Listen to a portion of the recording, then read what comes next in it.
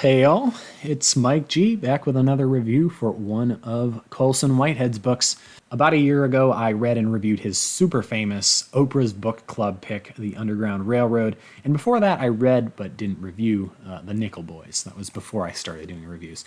My overall impression of Whitehead's writing is that it's pretty average in some regards, but truly excellent in others. And it's those excellent aspects that make it easy for me to pick up another book of his like this one, Harlem Shuffle, despite hearing a pretty all-around lukewarm reception from a handful of other folks I've heard talking about it. So how exactly is Whitehead's writing excellent? Actually, let's get started by talking about the story itself a bit to put it all in context. Whitehead is a novelist who's explored many different styles and settings, though I believe all focused on Black Americans' experiences in some form or another. In this one, we follow a Harlem furniture salesman, Ray Carney, who's struggling to make ends meet, and in doing so finds himself not just keeping up with the more respectable crowds in Harlem, but also retaining ties with the criminal underworld, in which his own father, Big Mike, was a little bit of a big shot, and in which his lovable but sometimes just a bit thick-headed cousin, Freddie, occasionally also finds himself entangled. This makes for quite a complex and interesting character, with a few exceptions I'll get to later in the review. The novel reads like something falling into the noir genre, or at least certainly like a crime novel, which I haven't seen before from Whitehead, and which showcases his versatility in exploring different literary styles. Though I'm no expert of the noir genre, I have read a few of the most famous works like Dashiell Hammett's The Maltese Falcon and Raymond Chandler's The Big Sleep, and I could definitely see a lot of similar situations and scenes arriving in Harlem Shuffle. Now, Harlem Shuffle isn't quite identical to those novels in terms of setting, tone, or characterization, but it doesn't have to imitate them perfectly. I don't really think it should, and I think that's totally alright here because writing in a way totally confined to that certain mood also would carry with it certain constraints and limitations.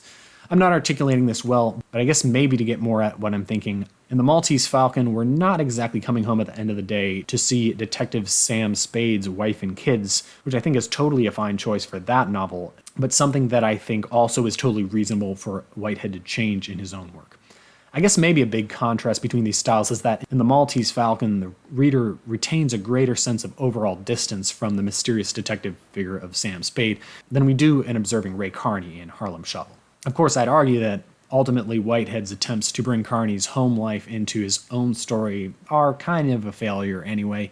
Carney may be a man caught somewhere on this fine line between crooked and bent, as he tells us many times, but his relationships with his wife and kids rarely feel particularly consequential, even in the parts of the story showcasing Carney's straight side. I'm not here to summarize the story in detail, but briefly, the story is split into 3 different sections, each set a few years apart, and each centering around one of Carney's business ventures, to put it euphemistically. On a high level, you can think of these as the one where Carney's dragged in against his will, the one where he's pulling the strings himself, and the one where Carney's involvement with the criminal elements of society finally starts catching up with him. We see Carney progressing slightly upwards in society across the 3 sections in both sides of his life, the professional or public, as well as the criminal or private.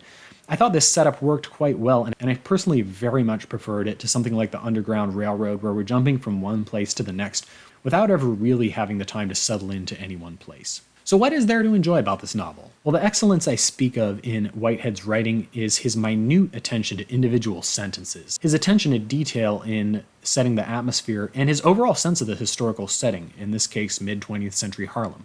Whitehead crafts sentences that are a pleasure to read, intelligent and evocative, while retaining a certain simplicity and straightforwardness that avoids placing himself on some literary pedestal above a general audience. And his attention to detail is really something. For example, Ray Carney is a furniture salesman, and he really fills this part. Every time he enters a room, even in a seedy bar or a gangster's hangout, he's observing the sofa or the chairs or drawing inferences about the owners or the inhabitants' general station in life and aesthetic sensibilities. And yeah, we're just talking about furniture, but Carney honestly had me sold when he was describing these set pieces. So yeah, Whitehead is a master of his craft, and he writes in a way that, in my impression, remains highly readable and interesting even if you're just an average high school student who maybe reads on occasion but not voraciously. His writing is educational without feeling educational. I learned plenty about the experience of living here in Harlem, but it didn't ever feel like Whitehead's agenda was, let's teach readers about black folks' experiences in 20th century Harlem and put some story to it so people won't get bored. Now, the setting is merely a place that Whitehead found interesting and then put in the work to make it come to life for his readers. And it's also worth mentioning the commendable way in which Whitehead brings racism to life in this novel in a way that will make the reader feel its effects and how it shapes the characters' lives, but without making the story be properly about racism. Not just racism, also colorism, class conflict, and more. By doing this, by making it racism just part of the overall story, I think he avoids evoking the defensive or critical response that some of us might have when reading a story that seems too overt or preachy in its presentation of them. Like, racism is bad, but there's a different impact on the reader when you're placed in the experience of a character facing racism as part of a broader picture versus when the author is kind of pointing out to the reader directly, look, this is racism and it's really bad. You're just more likely to experience the latter as an academic or political argument or persuasive argument as opposed to an emotional experience, I guess. I still think there's a lot to be gained from reading those other types of treatments too, but the way Whitehead does it here allows the reader to experience it in a more natural, visceral way that I think allows it to sink in deeper and become more real, which admittedly is not something everyone is going to want to experience, but it worked for me if you're up for the challenge. I'm certainly curious, though, how other readers, especially black readers, felt about this aspect. Where I think Whitehead's writing is less exceptional, though, in all three of his books I've read, and the reason why I think a lot of people find his work readable and respectable, but will say things like, I just couldn't get into it, is in his characterization. Sure, his characters are diverse in their life experiences, have interesting backstories, and are well described both in their demeanor and personalities. But there are two main shortcomings I see in the way Whitehead writes his characters, and this includes the ones in other books I've read. First of all, although Whitehead is pretty good at giving his characters a depth of life experiences and letting these experiences come out in a non-forceful way, I find that they lack a certain emotional depth to them. Or if they do have it, it just doesn't come across to the readers as well as I'd like. To put it plainly, you can observe and analyze these characters. You might be interested in them, but they're not characters that will often make you feel much. Now, maybe some of this is because Whitehead stops short of a real development or integration into the full story for many of his characters.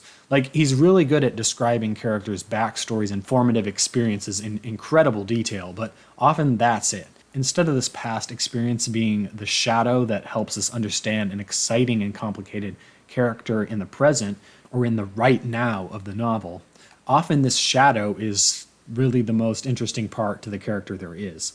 For a prime example of a character who's there but not really there to me, who serves some narrative purpose but is just not compelling, take Carney's wife, Elizabeth. It's clear that she's there to accent Carney's straight side, to give him a grounding outside of his criminal life, to contrast him with those cold, hardened detectives like Sam Spade that we see in those early classic noir novels that I mentioned before. However, she is just not an interesting character. Aside from the fact that we learn pretty little about her, she's basically just there to agree with everything that Carney says and stand by his side, to disagree with everything that her snooty parents say, and to raise the stakes of Carney's criminal operations, because what will become of his wife and kids if he's caught? The relationship between Ray Carney and his wife, despite receiving a lot of attention in the early part of the novel, really never develops or amounts to anything. And as the novel goes on, this becomes more and more unbelievable. We're watching a man who gets up and leaves the home every night for weeks to concoct secret plans, which is a process that involves hanging out at seedy bars and consorting with prostitutes, in a chaste manner, but still, and visiting dealers where he can pawn off stolen jewelry that passes through his hands. And it's implied that this would be a source of conflict between Elizabeth and Carney if she ever found out, but she simply has no idea, or so we're told.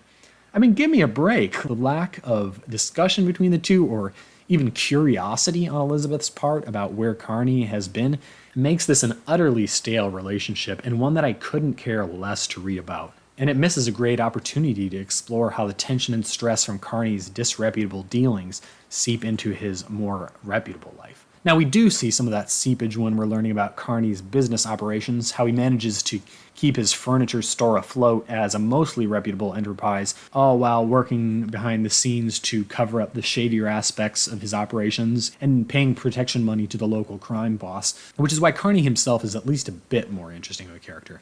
I'd say Ray Carney reaches a medium level of emotional depth. We see his anger at being denied a position in the reputable Dumas Club and being humiliated by its president.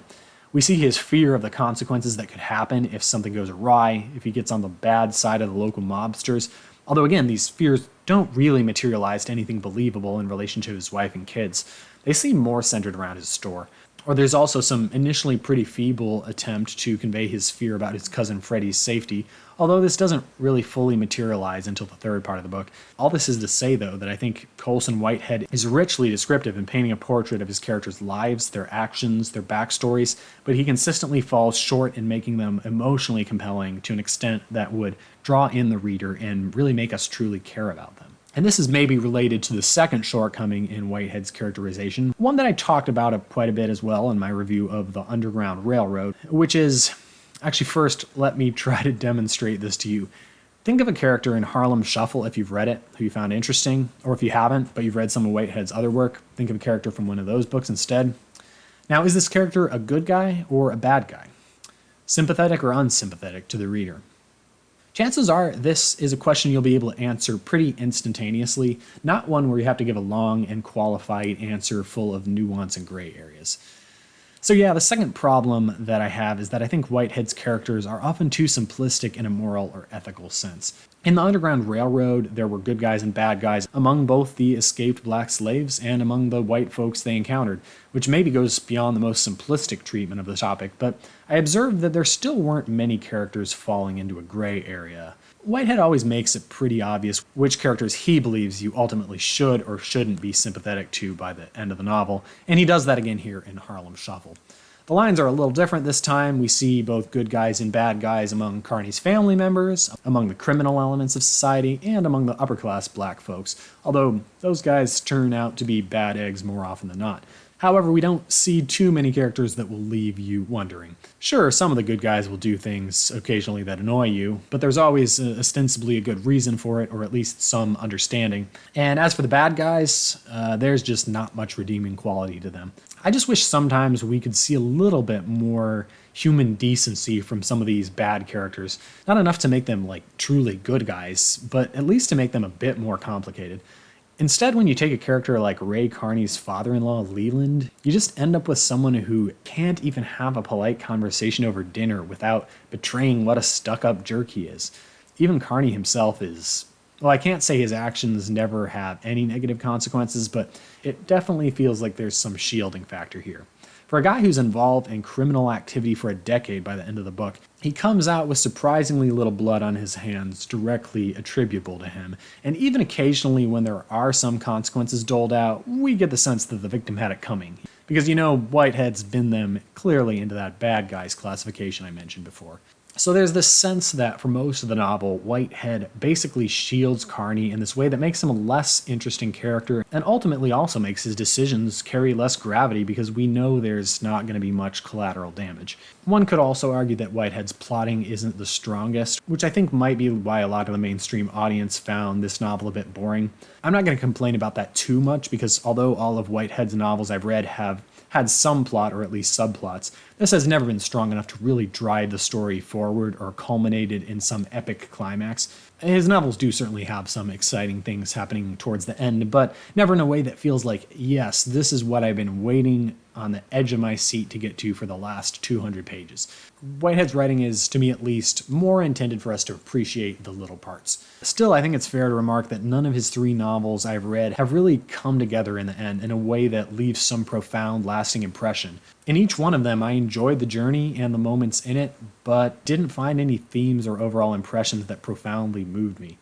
Contrast this with a novel like Amor Towles' Gentleman in Moscow, or even The Lincoln Highway to a lesser extent, where the journey is to be appreciated, but ideally, the novel as a whole also leaves some long-lasting impressions on the reader, or there's some recurring themes throughout. Whitehead's writing sometimes feels to me like every little bit of it is enjoyable, Reading an excerpt from it, you can just see what an amazing wordsmith he is, but it doesn't go beyond these little bits into one coherent product. And that shortcoming becomes most noticeable in parts 2/3 of the way into the book, like in Harlem Shuffle, when we're learning the admittedly well-written backstory of yet another character, yet we'll find ourselves impatient by this point and just wanting to clear up the bigger picture and wrap things up. The third of the 3 parts of this book was the hardest for me to get through, not because it was inherently more boring, but because it felt like it was paced similarly to the first and the second part, when that's just not appropriate anymore at this point, at least not by the time we have only a chapter or 2 to go. And Whitehead is still introducing, or at least developing, new characters and backstories. This is the point Whitehead should have been going all out to make everything fit together in the here and now, rather than telling us about the life story of some new bloke named Linus, whom we'll find it hard to care about at this point, in spite of what on surface seems like it should be a pretty tragic tale. So Whitehead's stories just don't seem to fully materialize for me. Still, that's probably far better than being someone who writes stories that theoretically come together in some grand way, but are so excruciating to get through on a page-by-page level that no one will ever make it there. And it's ultimately what encouraged me, really without much reservation at all, to pick up Harlem Shuffle. And it's what will probably make me pick up whatever he writes next, in spite of not expecting it to necessarily be an all-around perfection. Whitehead is consistent with what he's good at, and that just makes him pretty fun to read, at least once in a while. So that is Harlem Shuffle. I hope you enjoyed the review, and I'll see you again soon. Happy reading.